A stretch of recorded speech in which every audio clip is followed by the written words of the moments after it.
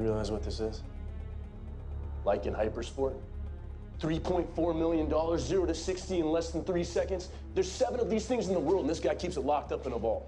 Nothing sadder than locking a beast in a cage. And now I really want to punch him in the face. Okay. Let's get to work. Guys, I can't hold it. I'm losing the final gate. You gotta get out of there. Tear out the dash. Go through it. Time to unleash the beast.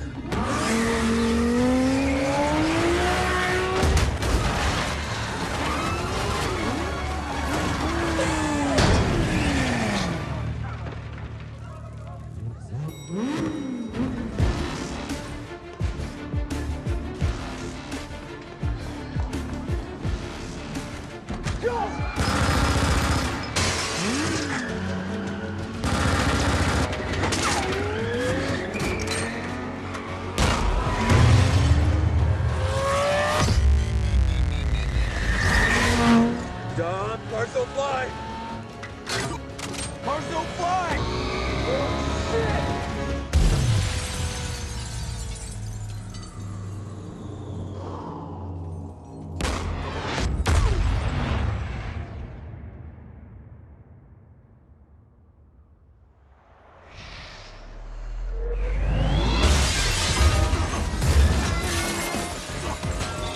Hello, I'm Tony. This is Manuel. We're going to be going through the math and physics behind that car jump scene you just saw. Those two actors, Vin Diesel and Paul Walker, drove the Lykan Hypersport from one building to another building. We're going to be diving into the math and physics behind that.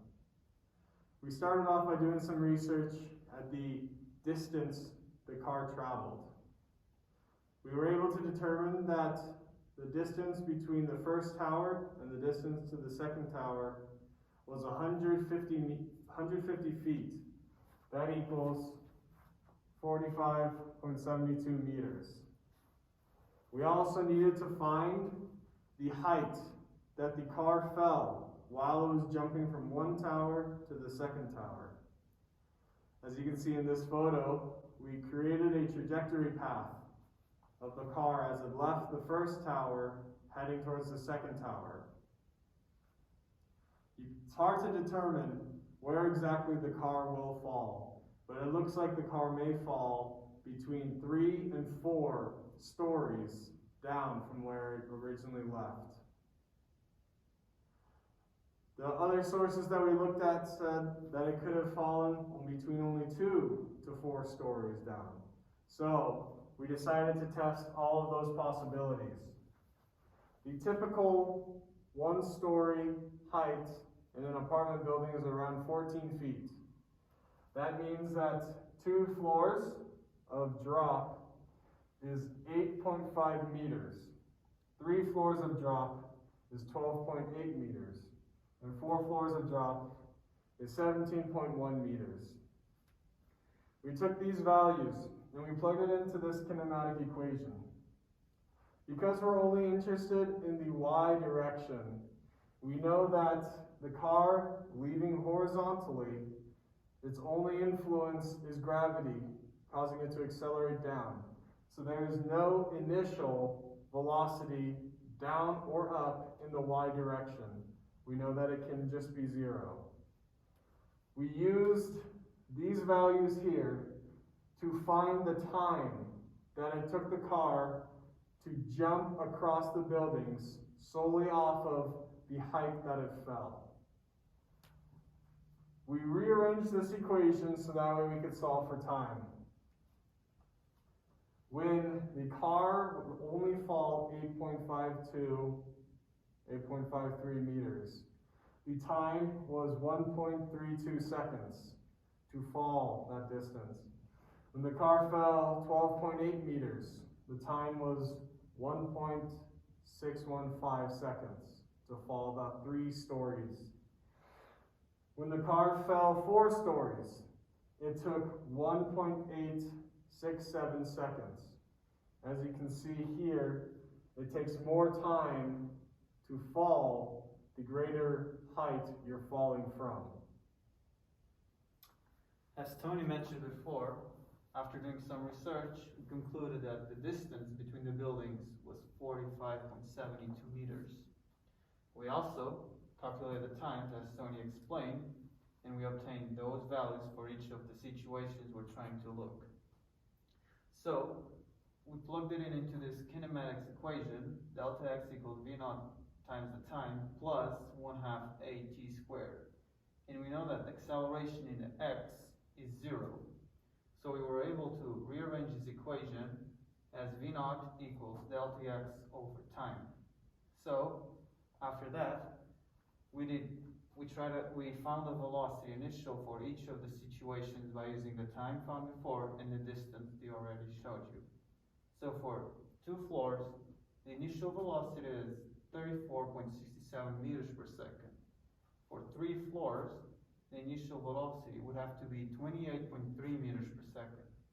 And for 4 floors, the initial velocity would have to be 24.5 roughly meters per second, which makes sense because the more distance you travel in the horizontal, the faster you have to be.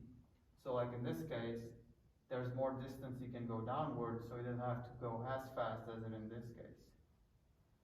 After doing some research once again, we found that the velocity of the car from 0 to 100 kilometers per hour, which is 27.77 meters per second, is equal to 2.8 seconds. So we were able to find the velocity of the acceleration of the car just by dividing the velocity times the time. So 27.77 meters per second divided by 2.8 seconds gives us an acceleration of 9.918 meters per second squared.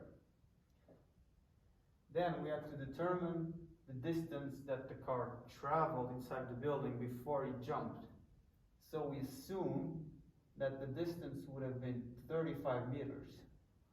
So once again, we use kinematics, and we did velocity final squared, which is the velocity when the car jumped, equals the velocity initial, which is 0 because the car was at rest, plus 2 times acceleration times the delta x. We know delta x is 35, we know the acceleration, which is 9.918 meters per second, so by taking the square root of all of that, we were able to find that the velocity of the car left the building by considering 35 meters is 26.35 meters per second. This is a really good value for our data because in order for the car to make the jumps, for just a 2-story drop, it need to go 34 meters per second. That's equal to 77 miles per hour. To make the 3-floor drop, you have to go 28 meters per second, that's around 66 miles per hour. To make the 4-floor drop, it'd have to go 24 meters per second, which is around 55 miles per hour.